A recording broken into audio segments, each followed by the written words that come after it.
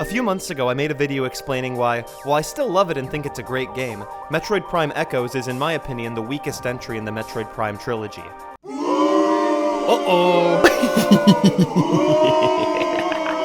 As expected, this drew a wide range of opinions and reactions in the comments, with many viewers agreeing with me, others disagreeing amicably and providing some solid counter-arguments to my points, and others still disagreeing hostilely.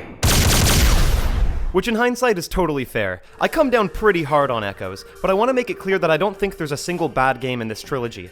I just have a few grievances with the second entry that lead me to enjoy it less than the other two. And that leads me neatly along to the subject of today's video. If Metroid Prime is my favorite game in the trilogy, and Echoes is my least favorite, that naturally means that I rank the conclusion to the trilogy, Metroid Prime Corruption, in second place, above Echoes.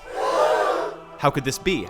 How could I do such a thing? Sure, it makes sense that I like the first game more than Echoes, that's a pretty mainstream, normie opinion, but what could any real Metroid fan possibly see in Corruption, a game that bastardized everything that Metroid is supposed to be? This was the game that threw away the deep, non-linear exploration, the sprawling, interconnected map, and the problem-solving that the series is known for, in favor of flashy Hollywood action sequences and brutally bland level design, all propped up by gimmicky motion controls, designed to dumb down the Metroid formula and cater to casual gamers, thereby rendering it a complete disgrace and a failure that spits upon this franchise and its fanbase on every possible level, right? Wrong, bud. Wrong. See, there are two reasons why I put Corruption above Echoes. The first is due to my personal gripes with the latter, which I've already outlined, but the second is that I completely disagree with that interpretation of Corruption, because I've gotta be honest, guys, I fucking love this game. Sure, it has its flaws, but all things considered, this game is awesome. Not just as a fun sci-fi shooter or a Wii motion controls experiment, but even as a Metroid game, I think it absolutely slaps. Now, if you truly hate Corruption at its core and love Echoes to bits, I know I won't be able to change your mind, and I wouldn't presume to try to rub my opinions off on your soul. But for those who are interested, join me as I'm about to make a case for Corruption and stick up for one of my favorite games on the Wii. To do that, I'll break this video down into 3 sections. First, I'll respond to common criticisms of Corruption and explain why I don't think they hold water. Next, I'll go over some things Corruption just got right, ideas it brought to the table that I think were awesome additions to this trilogy. Then, at the end of the video, just as a little cherry on top for you guys, a little coup d'éclat as the French say, I'll go into a few quick theories about Metroid Prime Beyond and the direction I believe they'll be taking with the 4th installment in this wondrous series. Sprinkling in a little something extra for you guys at the end there, so be a dear, like, comment, and subscribe, and without further ado, let's talk about Metroid Prime Corruption. Now, as with any video that proposes to defend Corruption from those who consider it a heretical disgrace, we first of course have to address the big old elephant in the room here, so I'll go ahead and say it. Yes, this is by far the most linear, mainstream, and accessible game in the Metroid Prime Trilogy, hands down. Now granted, it's not the most linear Metroid game, both Fusion and Other M are far more line-shaped than this, but compared to the first game in Echoes, exploration has definitely taken a bit of a hit here as far as the branching paths and interconnected map goes. Most areas in Corruption typically have a clear start to end point after landing your ship, with only a few exceptions. Now, I'll argue why this isn't actually a bad thing. First of all, just from a business perspective, the direction they took with this game made perfect sense at the time and can't really be faulted. Because while I wish all games were made by a team of elves in Santa's workshop out of pure love and kisses, at the end of the day the goal of any company is to produce a good product that will stand up to competitors, sell copies, and turn a profit. The problem here is that Metroid games typically never sold very well to players outside of its core fanbase, which is absurd given how good these games are, but hey, it is what it is. Metroid Prime did pretty well, selling over 2 million copies on the GameCube, but unfortunately Metroid Prime Echoes seriously underperformed, selling less than half as many copies as the first game, and the GameCube itself had also underperformed, selling 10 million copies less than its predecessor, the N64, and also getting outsold by both of its contemporaries, the Xbox and the PS2. But then, the old Nintendogs made an absolutely ridiculous comeback with the Wii. Now come the days of the king. Given the fact that most of the over 100 million people who bought this thing were more casual gamers that were interested in the motion controls, it made the most sense to make the finale of the Metroid Prime trilogy into more of a bright and focused action-adventure game that took advantage of the Wii system-selling controller, while also maintaining enough of the true Metroid spirit to appeal to fans. As a Metroid fan myself, I always felt that they did a good job walking that line, and the game did go on to get great reviews and outsell Echoes. Whether you like the results or not, I think most people can at least acknowledge that if they had made a more complex, gritty, and challenging Metroid experience on a console like the Wii, that would just be asking for a flop, or at the very least, reducing the chance that you'll be able to pull any new players to the franchise. Okay, so that's the business stuff out of the way, but another reason why the linearity isn't such a problem in my book is that this is the conclusion of the trilogy. It's the final fight where Samus and the Federation wipe out the threat of Phazon forever. Sure, it relies more on linearity and cutscenes than the other games, but this makes sense because Samus isn't just exploring an uncharted planet this time. She's bringing it home to Mama, going in for the kill, and is given clear objectives by the Federation for how to dismantle the Space Pirates' plan. So the more focused game design suits what's actually happening in the story. We've had plenty of Metroid games where Samus explores some uncharted place, but we'd never seen Metroid like this before. Finally, my biggest issue with the whole linearity criticism is that, the game isn't even that linear, bro. Come on. It's not that bad. Like, I've seen way worse than this, dude. The way some people talk about this game, they act as if though it's an on-rails arcade shooter or something, but that's not the case here at all. It's an immersive experience that still has exploration, upgrade-gated progression, hidden upgrades and collectibles, backtracking, and a large comprehensive map just like any other Metroid game.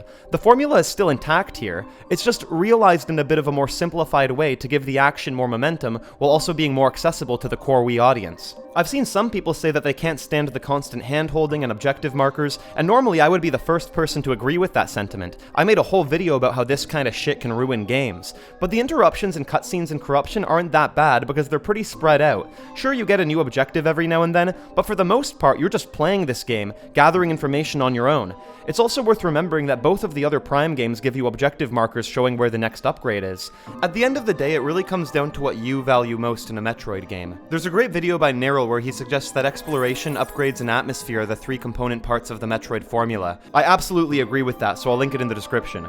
If exploration and the feeling of being lost on some unknown planet and having to study the map and puzzle your way to the next area is the most important part for you, then it's understandable that you might have a hard time enjoying Corruption as much as the other two games. But for me personally, it's really that sci-fi atmosphere, with the ambient beautiful music, lush and diverse environments, cutting-edge graphics and art style, and meticulous attention to detail that really makes a Metroid game work, followed closely by the feeling of power and excitement you get as you find new abilities, and the gameplay evolves as Samus gets jacked. Exploration, while it is important and I deeply value it in so many games like Breath of the Wild or Hollow Knight, is probably in third place for me when it comes to Metroid itself. Now, if you're fuming at the ears ready to shoot me, I totally understand, but before you pull the trigger, tell me this: do you really hate Metroid Fusion that much?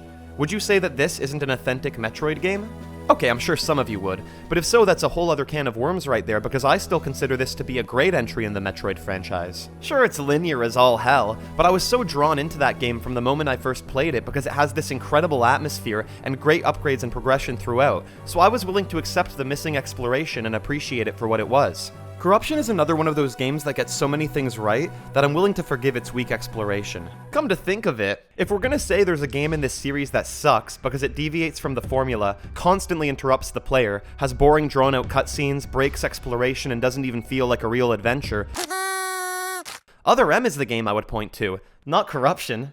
Now, I'm all for animal rights, but there's one more elephant in this room that needs to be gunned down before I'm done my defense of Corruption, and this is of course the matter of the motion controls. Yes, this game has motion controls. They were quite a prominent feature of both its marketing and of the gameplay itself. I know this is a sensitive topic. Some gamers hate motion controls with a burning passion, and will instantly avoid any game or playstyle that uses them. Others love them and avidly defend them. You're probably asking, where does old Snulch stand on the matter? Well, to be honest, I like motion controls. Specifically, I like them when they're implemented nicely, but I also don't really care because at the end of the day, I just see them as another form of input. I don't think any of these is better than the other intrinsically. It's more a question of whether the controls are suited to the game, and whether they're implemented well or implemented like dog shit. For example, in games like Monster Hunter Rise, Breath of the Wild, and Splatoon, the gyro controls are amazing, they work perfectly, and I love them. But obviously if a game is going to ask me to shake my controller around like an idiot while twerking on a balance pad, I'm out. I don't love or hate motion controls as a concept, I just think that if the controls I'm using feel good and suit the game, I'm happy. So with that said, how do I find the motion controls in Metroid Prime Corruption? Well, makes sense to me. Samus has an arm cannon and a grapple hook, I have a Wiimote and a nunchuck. That checks out. I picked up the controls in about, 5 minutes when I was a kid, and never really had any issues with them. So, yeah, Aside from those dumb moments where you have to pull these janky levers, or some occasional input delay when switching visors, they were superior to the single analog GameCube controls that came before them without a doubt. If I'm gonna criticize them for anything, I just wish that the nunchuck had a rumble, because how awesome would it be if the chuck was rumbling like a dog as you rip an enemy's shield off or pump them with 10 million volts of electricity. That would be bliss. I love rumble. That's like one of the best advantages of playing on controller over keyboard and mouse. I also think that they could have done a lot more with the pointer controls. Unlike the previous two games where locking onto an enemy centers both your camera and your aim, in this game it centers your camera on the target, but not your reticule. You can still aim around the screen, which led to a lot of missed opportunities. How awesome would it be if you locked onto an enemy to center them in frame, then you could manually target weak points or find clever ways to dish out more damage. So yeah, with that all said and done, I don't really have any serious issues with the more linear game design, and I'm fine with the way this game implemented its motion controls. Having explained why this stuff isn't that bad, let's get into a few reasons why this game is straight up good.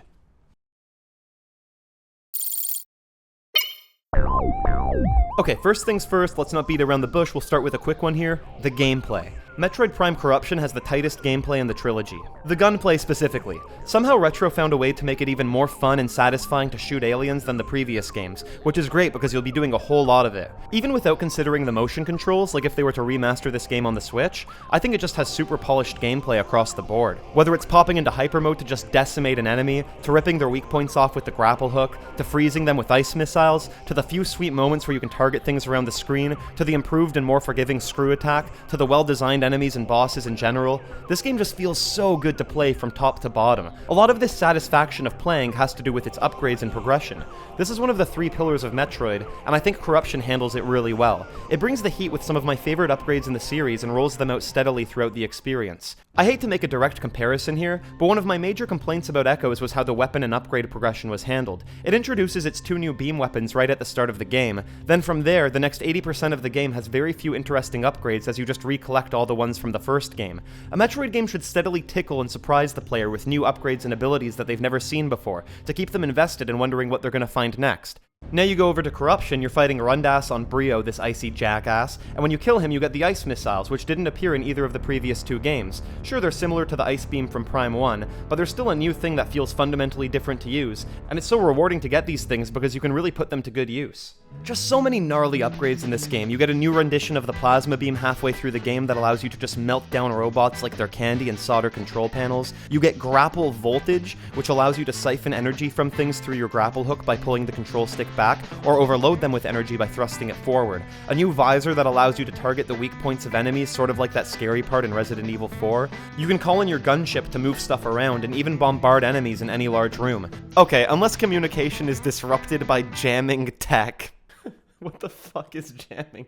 Not to mention, the game introduces the PED suit, which allows you to go into hyper mode and deal damage at the expense of an energy tank. This is already a cool addition that would have been useful throughout the entire game just the way it is, but you also get to upgrade this thing at the end of each planet. You get the Hyper Ball, a saucy new attack that shoots tendrils of Phazon out of your Morph Ball to clean up groups of enemies. Hyper Missile is one of the crispiest heavy attacks in your arsenal, ideal for destroying basically anything that gets in your way. And get this. Ready? Okay. Hyper Grapple Hook. Oh yeah, that happened. But on top of all of these cool abilities, it's the game's final beam weapon that I love the most. The Nova Beam is quite simply my favorite beam weapon in any Metroid game, easily. This thing is a high-frequency laser, and even though it's not as powerful as Hyper Mode, it's just the coolest weapon ever because it's just so satisfying to shoot. Each shot you take just rewards your senses with this crispy, tight sound effect. It's just like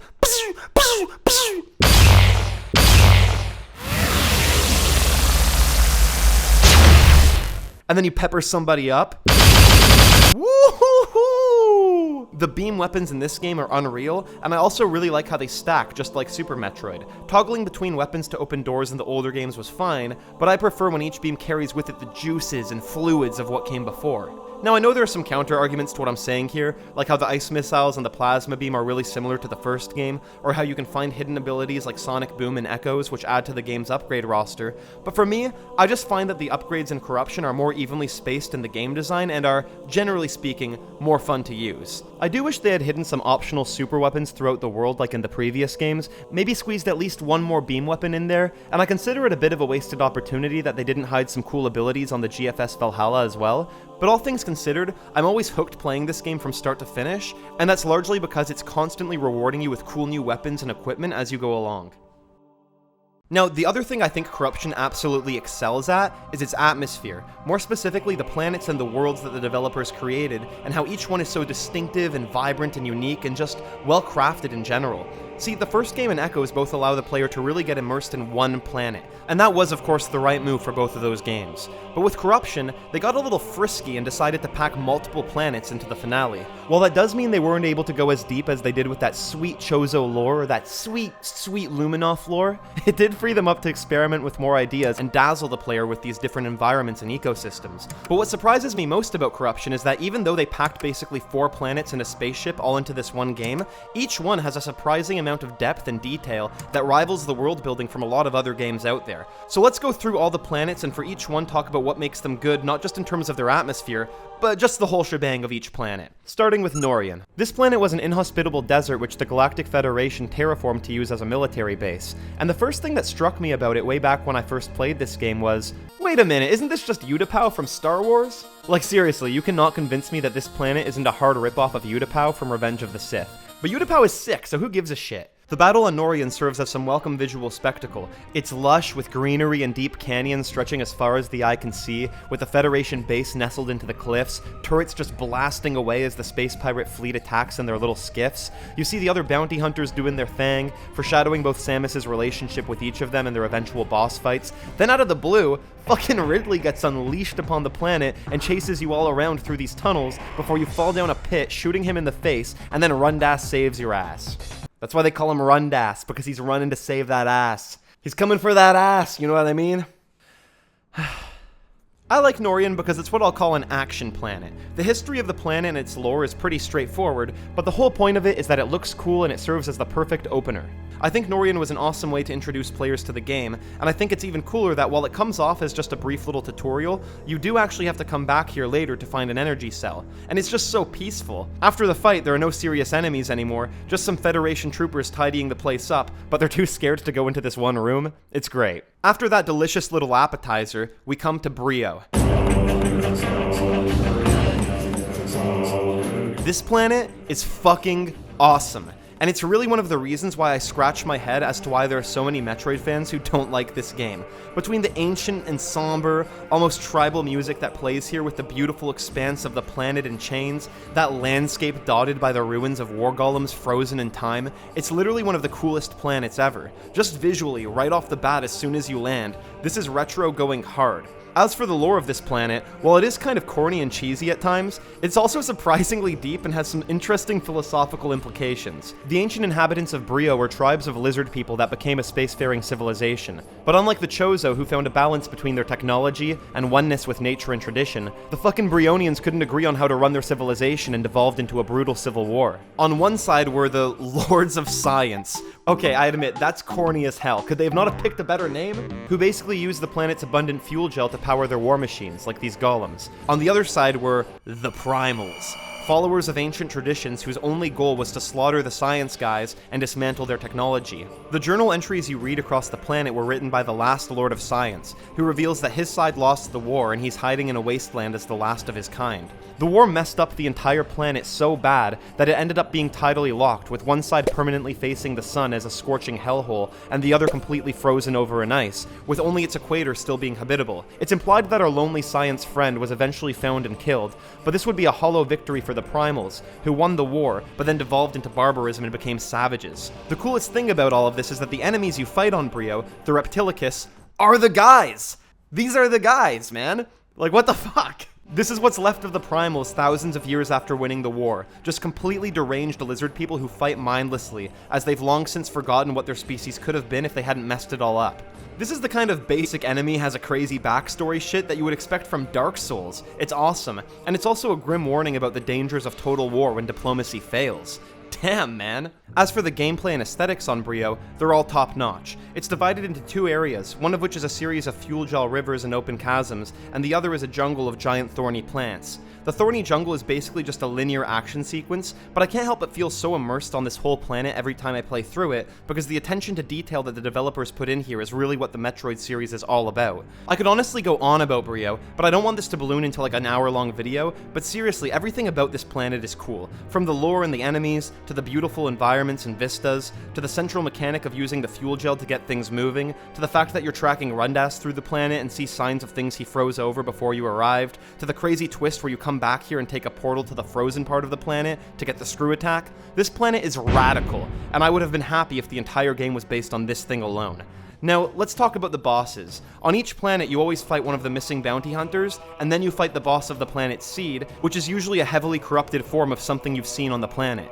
On Brio, you find out that Rundas has been possessed and kill him, which is a tragedy because he saved your life earlier on. That's why they call him a Rundas. He's always running for that ass, you know what I mean? Then at the end, you access the planet Seed, and sure enough, you fight one of those war golems that the Lords of Science used. Like, come on, man. Come on. This game gives so much. It's just so cool because you see these things all over the planet and you read about them and how they were used in the war, but now you actually have to fight one, hot and sweaty. The boss fights in this game are fun, they're action-packed, they have a decent balance of difficulty, although maybe they get a bit too easy if you know how to use hyper mode to your advantage. But all things considered, they complement both the planet where you fight them and the game's overall storyline, which is great. After killing the golem and leaving Brio, you're like, okay, that was awesome. How could it get any better than that? Then the game hits you with Elysia. My god, man. It's like the boys over at Retro were just hitting line after line after line of cocaine when they made this game. They just didn't stop. Now, in the same way that Norian was clearly inspired by Utapau from Star Wars Episode 3, Elysia seems to have been inspired by Bespin from Episode 5. It's an installation floating in the clouds of a gas giant, mainly used for scientific research. The main facility is called Skytown, and I've always felt that this is an homage to Cloud City from Star Wars. But guess what? That's great, I love Cloud City. I even named my PC Cloud City because it has the same color palette, and oh my god, I am such a nerd. Wow, I am a supreme nerd. Heaven help me. Is there a hotline I can call for this? Anyways, Elysia, what can you say about it? This place hauls ass on so many levels here. After the intensity and fire and smoke of Brio, we find ourselves on this blissful, heavenly world where your fears just melt away. The music here is probably one of the best pieces of music in the entire Metroid series, which is a tall order, but it's true. Like, holy shit, man. If you can look at this place and not just feel a sense of wonder fall over you, I don't know, man, maybe you need to see a doctor. The lore here isn't as interesting, but it's still pretty cool. The installation was built by the Chozo, who used it as an observatory before eventually just getting bored and ditching the planet. Thankfully, they left a squadron of sentient bots here to continue running the place, but eventually they had to start hibernating due to a supply shortage. Hundreds of years later, the Federation set up their own base here. The enemies you fight here are, you guessed it, corrupted bots. And of course the space pirates who want to infect the planet with Phazon. To stop them, you assemble a thermonuclear bomb and detonate it on the Seed. Bringing the bomb to the Seed while getting chased down by the frantic space pirates is easily one of the best moments in the entire trilogy. Once inside the Seed, you fight the corrupted version of one of the most advanced bots, and this fight is once again really solid, fun, and unique. Elysia is yet another planet where there are just so many good things to say about it that I don't even really know where to begin and end. The attention to detail within each installation, with the moving gears and power conduits and little drones flying all around doing maintenance and making repairs, it's all just incredible. The vista that you look out across into that vast, cloudy expanse as this solemn, almost heavenly music plays, gives you a feeling of hope and peace, but also of loss since this planet has been abandoned and most of its machinery is slowly falling into disrepair as the years creep on. In terms of gameplay, the big thing here are these cool grapple hook lines which you use to literally zipline from one installation to the other while using the Wiimote to shoot down these razor blades. This is one of the few moments where the game actually requires you to aim around the screen, which is great, although they probably should have challenged the player to get used to this earlier. Either way, this planet is simply glorious, and if anyone says otherwise, I will throw them into the clouds. Then, as if though corruption wasn't already slapping hard over here, your next target is the space pirates' homeworld. You infiltrate the space pirates' homeworld. That's so awesome. And it's hilarious too. They're literally trying to infect their own planet with Phazon because they're simping so hard for their boss. And once again, we have another winner here, ladies and gentlemen. The pirate homeworld is just gnarly. It's a grim planet where, in true space pirate fashion, all of its natural resources and all of its areas of beauty have been thoroughly exploited and stripped away in favor of endless corridors of industry and science. They've so heavily polluted their planet that it's covered in acid rain. You can't even go outside anymore without heavy protective shielding. The planet is divided into numerous labs and corridors, and these are all connected by, I shit you not, a subway system. This planet has a fully operational subway system. I mean, man, come on. This is rad. It's like life finds a way. Now, I could go on and on about the pirate homeworld, but I realize this video is getting a bit longer than I thought, and there's still 2 areas I haven't even gotten to yet. So let's keep things moving here, but all this is just to say that the pirate homeworld is so awesome, so interesting. Everything you scan is some sort of piece of technology designed to pump out as much progress as possible, like a dynamo or a weapon system. It feels kind of creepy sneaking through, kind of hoping you won't get caught, especially when there's no pirates around, but then sometimes they come out and you have to throw down. I especially love these moments when you're in your morph ball going through these maintenance shafts, and the space pirates don't know you're there, and you can see them all running around trying to get themselves organized. It sort of reminds me of Zero Mission, where you have to be a bit sneaky. In fact, the whole planet is full of little homages to the 2D games as well, particularly the music. Of course, you got that space pirate lore where they talk about how much they hate and sometimes fear the Federation, but how determined they are to succeed and please their leader. You have another amazing action sequence where you have to escort some sapper marines to blow up the entrance to the seed, and then, just to bring it all home, you fight Ridley. Good job, Retro, good stuff. On top of all of this, you also need to investigate a destroyed Federation ship called the GFS Valhalla. This is Corruption's stab at a more sci-fi horror atmosphere, and no surprise, it's great. I think that's just a given at this point. You can use energy cells you find all throughout the rest of the game to open a series of doors and hallways, where you find the ship riddled with corpses and infested with Phazon monsters. I love how this provides a cool side mission from the rest of the game, and I also think that it leads to Corruption having the best endgame fetch quest in the trilogy. In both the first and second game, you'll run around at the end of each game finding artifacts to open one door, but here you'll most likely find a few energy cells on the planets by accident as you explore.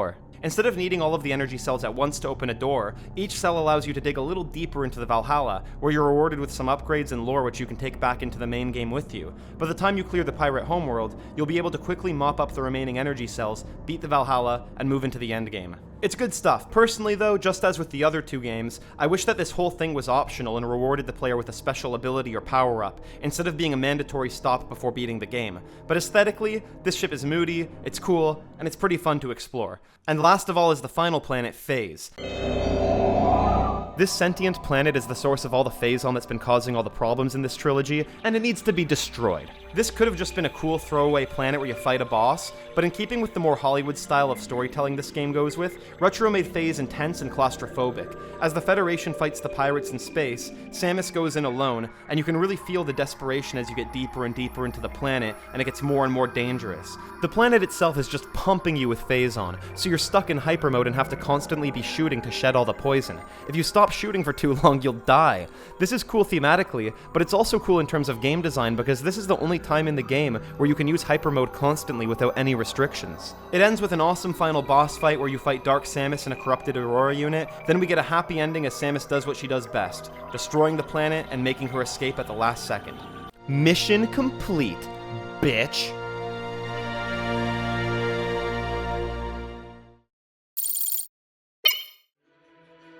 When you bring it all together, Corruption is an amazing game.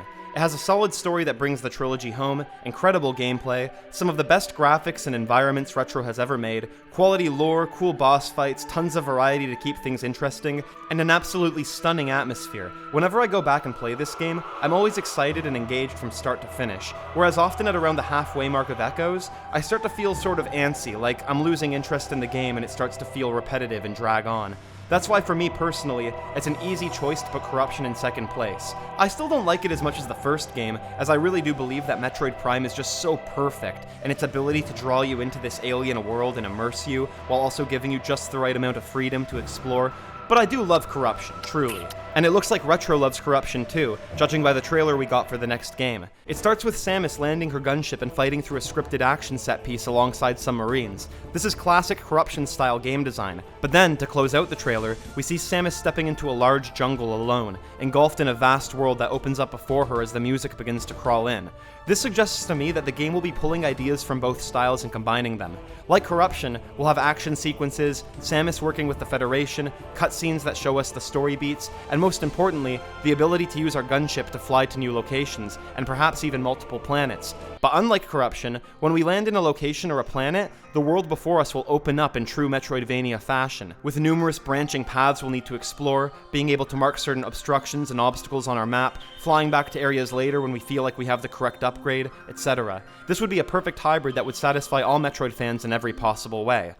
Now, if Echoes is your favorite game and you loved it because of its dark and moody atmosphere, you might be out of luck here as it looks like they're heavily leaning into the brighter, more Star Wars-like atmosphere of the first and third games. But if you loved Echoes for its challenging bosses, well, you might be on a one-way trip to the candy store, my friend, because I suspect that this game will have the most challenging bosses and combat in the series. You have to remember that when the original Metroid Prime games were getting released, it was at a time where AAA games in general were extremely easy. But that trend started changing in the early 2010s, with the popularity of Demon's Souls and then Dark Souls, and the indie game boom, lighting a spark, a craving for more challenging games that has by now been fully ballooned into the mainstream. Nowadays, we expect tough challenges in big releases, even from Nintendo. I would love to see a tough boss, almost like an Elden Ring level of challenge, with the gameplay of Metroid Prime, and that's really what I'm hoping for with this release. If they do all of this and deliver on it, basically giving us Corruption meets Prime 1 with more challenging combat, I'll be satisfied and consider it a great game. But my fear, based on what we've seen with the trailer, is that it won't take any risks. While I don't love Echoes and the decisions that were made with that game, I do respect it for actually being bold and trying something new and innovative. The ammo trading mechanic and the Dark World portals came off as tedious to me, but it was a genuine attempt to push Metroid in a new direction and try something new. With what we've seen from Metroid Prime Beyond, I find myself feeling a sense that they're gonna play it really safe. Like they're just gonna make Corruption again, but with bigger worlds, better map design and tighter combat, but no real twist or innovation that fundamentally changes the series or the gameplay. Even Corruption brought in the PED suit in Hyper Mode, which was something new and cool. Metroid Dread hit us with the stealth sequences and the Emmy robots that shake up the game. I suppose we'll have to see what new ideas Beyond brings to the table, or if it's just gonna expertly remix what we already have into one big-ass game. But no matter what they do, I'm confident that they'll deliver yet another masterpiece. Anyways, guys, that's it for me. This Christmas, I'll be asking Santa Claus to make Metroid Prime Beyond really, really, really good. That's all Snulchy Boy wants for Christmas, and he'll be a happy boy. Peace, guys, happy hunting, and I'll see you all soon.